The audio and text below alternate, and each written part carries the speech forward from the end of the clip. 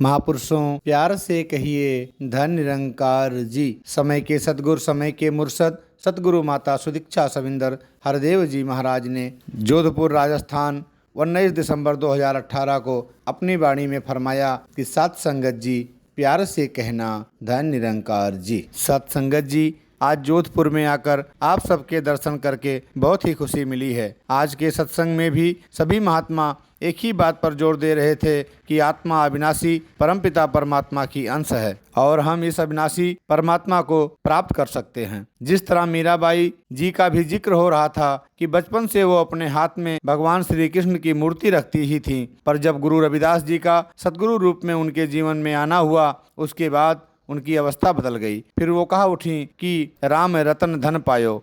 इससे यही पता लगता है कि मीरा जी को भी इस अविनाशी की जानकारी ब्रह्म ज्ञान द्वारा ही हुई, तभी उन्होंने इस रमे राम को पाया। हमारा समय भी बीतता चला जा रहा है और जितना बीत गया वो तो निकल गया, पर जो बचा हुआ है उसके एक एक पल का हमने सदुपयोग करना है। अगर कोई बुरी आदत या क्रोध आदि जैसे विकार अभी भी हैं तो समय रहते उनको बदला जा सकता है। अक्सर ऐसा देखा जाता है कि जब हम किसी धार्मिक स्थान पर जाते हैं तो हमारी हाव भाव और बोलचाल सुंदर हो जाते हैं, पर संसार में विचरण करते हुए मीठे वचनों के स्थान पर मुख से रूखे बोल और अपशब्द निकलने लग जाते हैं। अगर हम यह एहसास कर लें कि प्रभु परमात्मा हमेशा हमारे साथ है तो धीरे धीरे हमारी भाषा में सुधार आ जाएगा और आदतें भी बदल जाएंगी। जीवन में हमारे पास बहुत सारे विकल्प होते हैं कि हम क्या करना चाहते हैं। जैसे टीवी देखते हुए हम पर निर्भर करता है कि हम न्यूज़ देखना चाहते हैं, गाना सुनना चाहते हैं या सीरियल देखना चाहते हैं। इसी तरह रेडियो सुनते हुए भी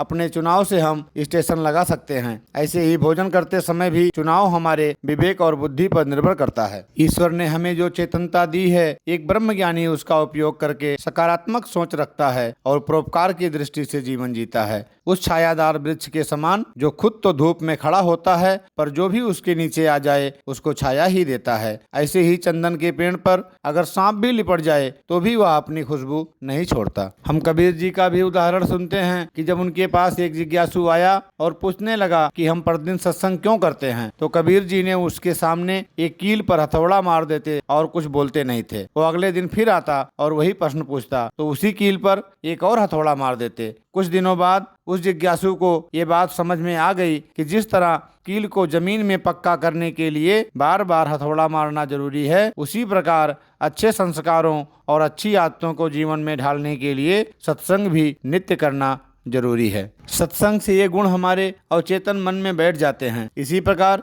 अगर क्रिकेट की मिसाल लें तो एक गेंदबाज बल्लेबाज को तेज गेंद फेंकता है। अगर कोई बल्लेबाज से पूछे कि तुम रोज अभ्यास क्यों करते हो, तो यही कहेगा कि गेंदबाज की गेंद अनेक प्रकार से मेरे बल्ले पे आ सकती है। मेरे नित्य अभ्यास करने से मैं धीमा या तेज हर प्रकार की गेंद का सामना कर सकता हूँ। इसी प्रकार नित्य सत्संग करने से हम जीवन के उतार चढ़ाव का सहजता से सामना कर पाते हैं। एक भरी हुई बोरी में हम जहाँ भी छेद करेंगे उसमें से वही बाहर आएगा जो उसमें भरा होगा। अगर चीनी होगी तो चीनी निकलेगी, अगर कुछ गंदी या कड़वी वस्तु भरी होगी तो वही बाहर निकलेगी। इसी प्रकार अगर हमारा नाता निरंकार से जुड़ा है तो हमारा व्यवहार और बोल भी सुंदर बन जाएंगे। फिर कोई भी परिस्थिति हमें डुलायमान नहीं करेगी, हमारी मनोस्थिति एक सी बनी रहेगी। साथ संगत जी, धन निरंकार जी।